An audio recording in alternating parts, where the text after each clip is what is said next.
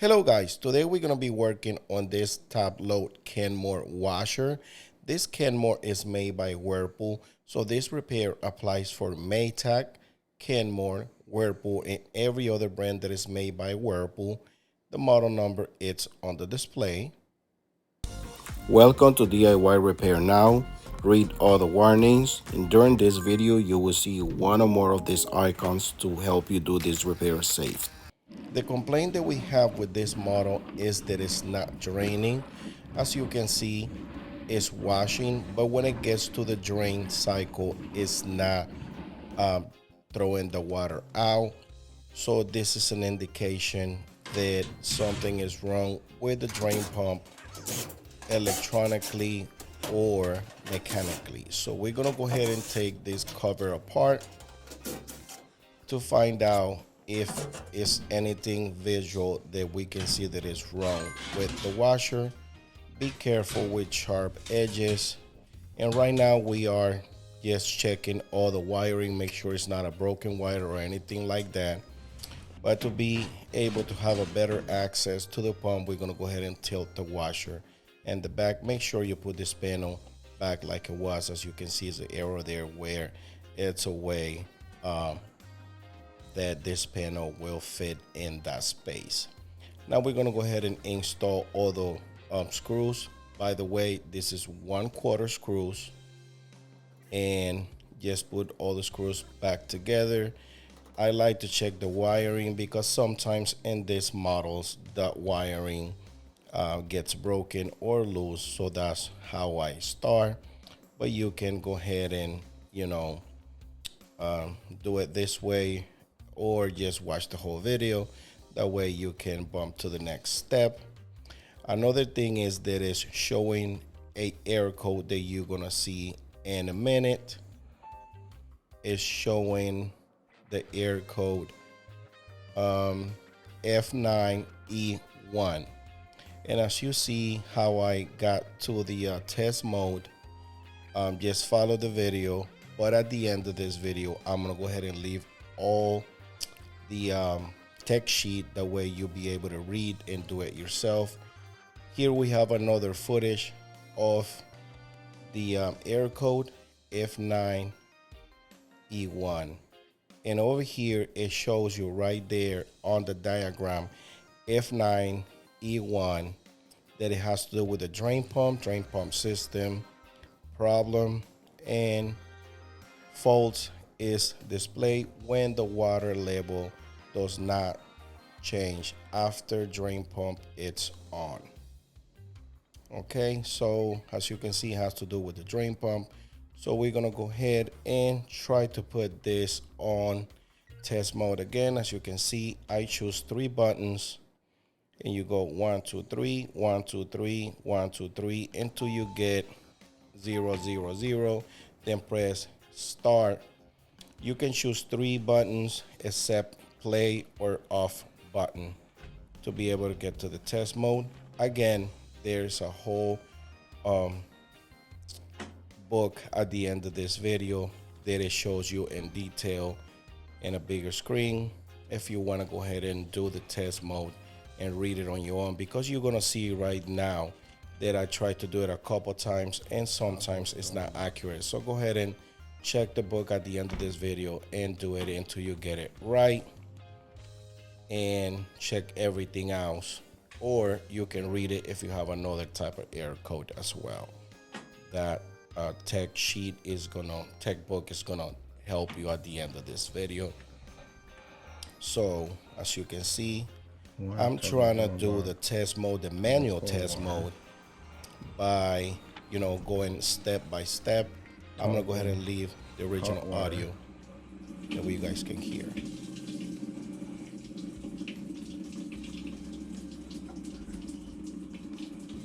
When you hear that noise, that means there's no setting on that one. 4 9 5 toggle fabric softener. Good.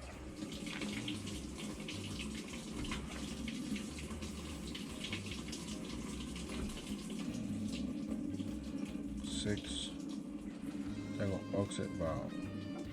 Nothing. Not available.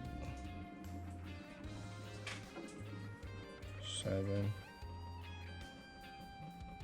Toggle bleach. No, it's no bleach for this one. 8. Toggle drain There pump. you can hear the pump humming, and the number 8 is where the pump should be draining. It's trying to turn on, but it's not coming on. So like I said, at the end of this video, you can check the book and do it yourself until you get to 008, or just go ahead and put it on drain and span until you hear the pump humming. Now I'm gonna check just for you guys to see if I'm getting any voltage to the pump. And I don't know if you hear the beeping sound, but my tester is beeping. I'm gonna show you right now. I have 124 volts right there. Now make sure nothing is clogged. As you see, I'm checking the pump to see if it's any sock or anything like that. Sometimes it socks right there, or anything else. Be careful for water to spill down. Go ahead and try to keep this drain hose on top, because if you let it fall like I did, it will be water all over the place. I didn't have much water, but you get what I'm talking about. What I do is when I disconnect, by the way, go ahead and disconnect the washer before you start testing or doing anything else.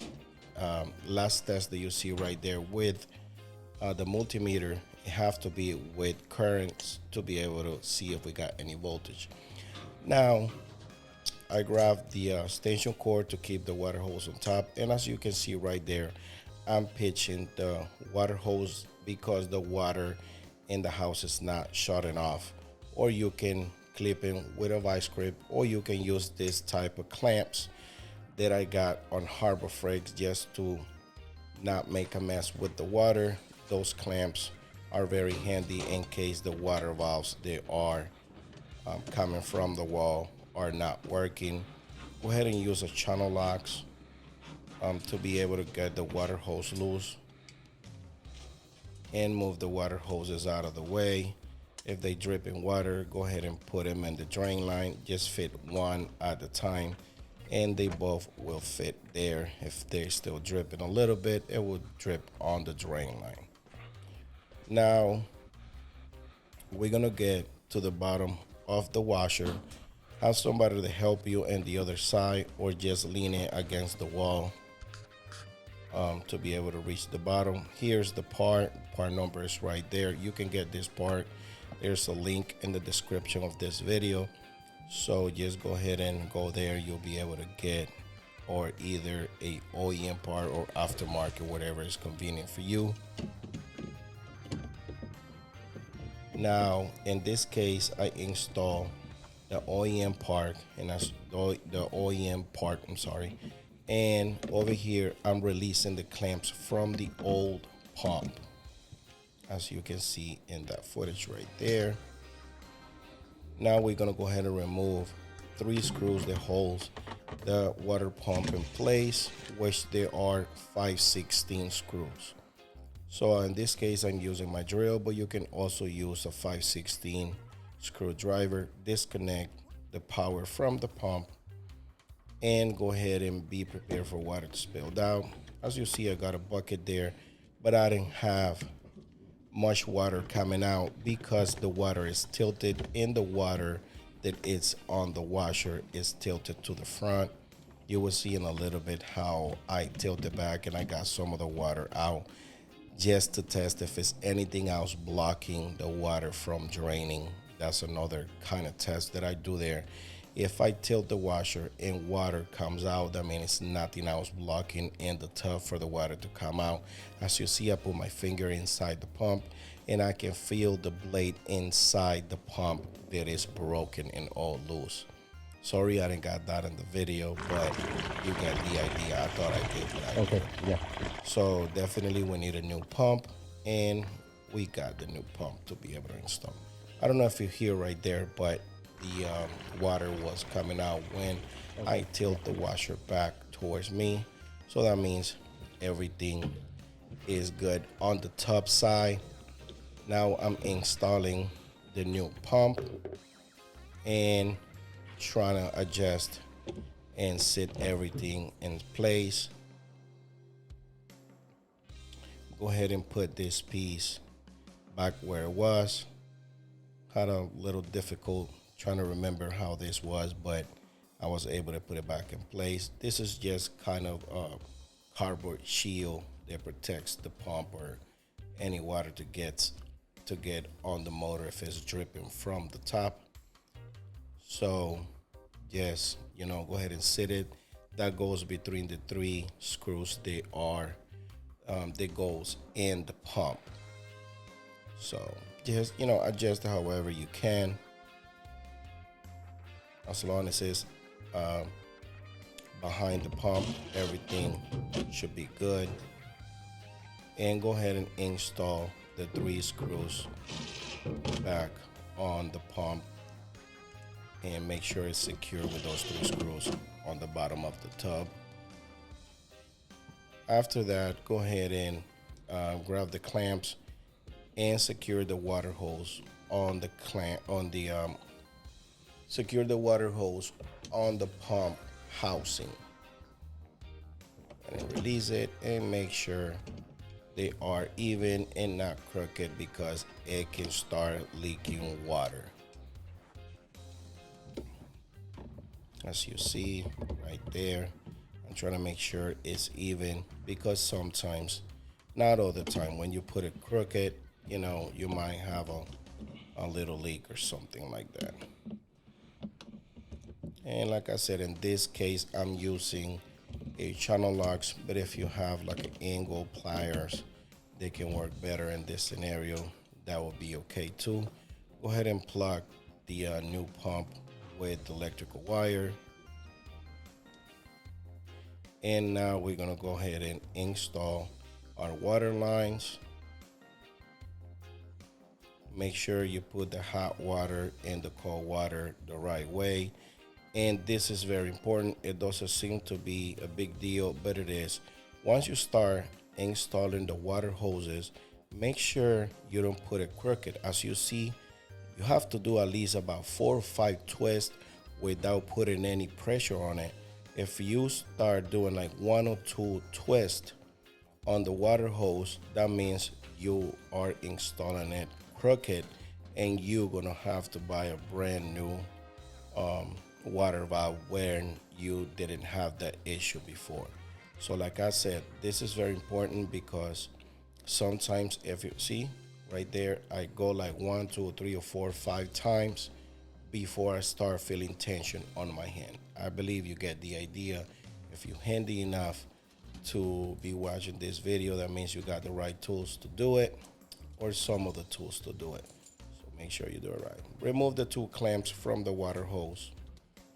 Another solution is, if you don't want to deal with these clamps, go ahead and turn off the water for the whole house, and that will cut off the water for the washing machine, obviously. Go ahead and set the drain pump back in place. We remove a zip tie. Go ahead and install a new zip tie, or if the old one still works, go ahead and reuse the old one, but most likely you're gonna have to get a new zip tie.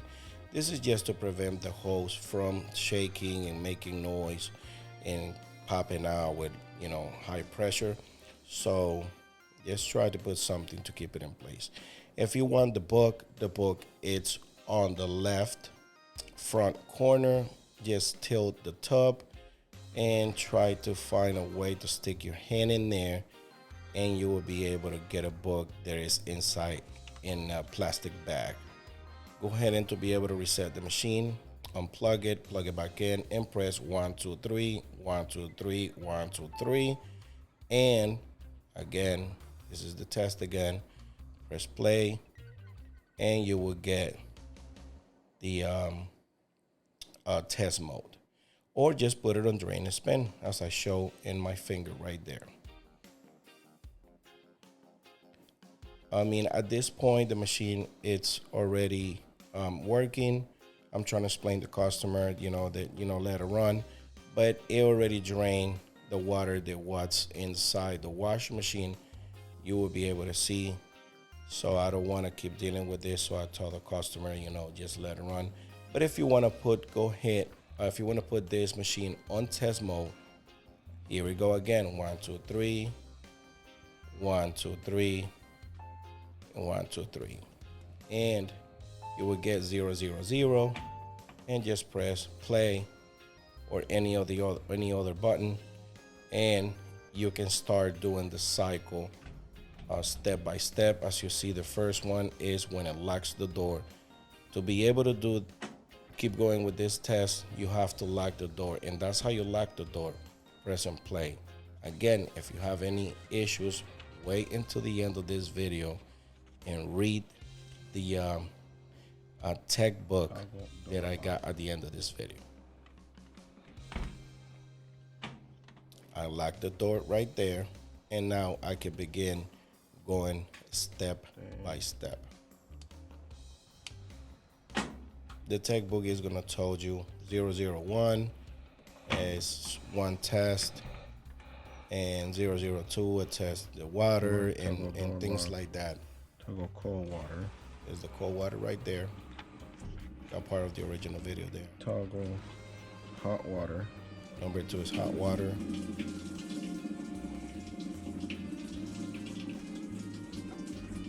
Number 3 is nothing. You will see blank and you will hear like 3 a weird French noise. film. It was nothing. 4. 4. Nothing. None. You press the 5. button on the software. right to keep going to the next one. Good.